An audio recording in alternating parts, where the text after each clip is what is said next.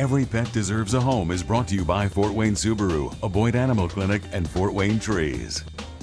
That is the smallest dog in the history of these segments. Jessica Henry joins us at the Allen County SPCA, and you've brought along Opal. Yes, I have.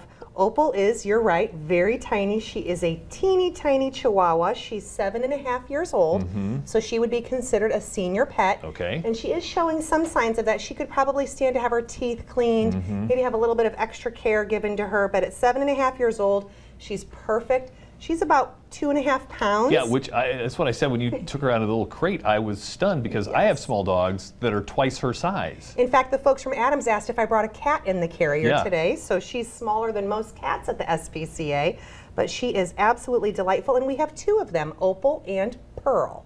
Nice. So, and she is a real gem at $50 to adopt, which is not only the value of saving a life, but for $50 you get an animal who's spayed, current on all of her vaccines, and microchipped, just like everybody else at the SPCA. Seriously, that dog does not even look like, I mean, it's a stuffed animal is what she looks like. And she's such a good girl. Yeah. Yes. She was spayed last week, and she was spayed later in life, so it took her a little while to feel better after that. That's a very serious surgery for a female dog. So she's been waiting for her forever home as she's healed, and today is the day. Today's her first day on the adoption floor. Now, is she part of a bonded pair? We talk about that occasionally. It's interesting that you say that. We would not mind bonding them out, though we don't believe that they have to go together. Sometimes the bond is so strong that we absolutely can't break it. We do not have them crated together at the shelter. However, they're right next door. They're next door neighbors. So they could go together, and we'd be happy to do that, or they could be adopted now, separately. I have my two dogs are litter mates.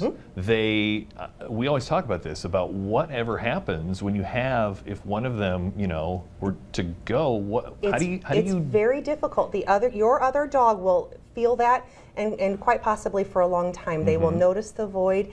It stinks when that happens. Yeah. We love the idea of having two dogs in the home because they keep one another company. Yep. Great playmates all their lives, but they will in fact feel it when that loss comes. And so you just have to prepare yourself for that. There's not much you can do for your dog other than spoil him or her rotten in the event that happens and you have one dog lose the other. I don't know if you've heard of this, but I've heard of some vets who will come to the house if they have to put a dog down so that it can happen with the other dog present, which just seems so, human-like. But you're right, and because we think that dogs can certainly sense when the animal leaves and doesn't come home, rather than to spend days walking around looking for that other animal. There are some vets that do ascribe to that philosophy that yes, in fact, the other animal feels the absence. Well, that's all we have time for today, so It's a terribly sad topic. Well, no, so just come adopt these two. There you go. And deal with it way down the road. I was just trying to skip ahead for whatever else you wanted to bring, which I understand you actually have video of Growl at the Moon, which happened so long ago. Is it even relevant anymore? Oh, it's so relevant because now who could the idea was be? not to show it. As long as actually showing it is way better than hearing it. Can you not hear it? No, let's just keep talking. It's so sad if you can't hear this great audio. Oh, it's so sad if you can hear it. Now, this happened 2 weeks ago, first ever event.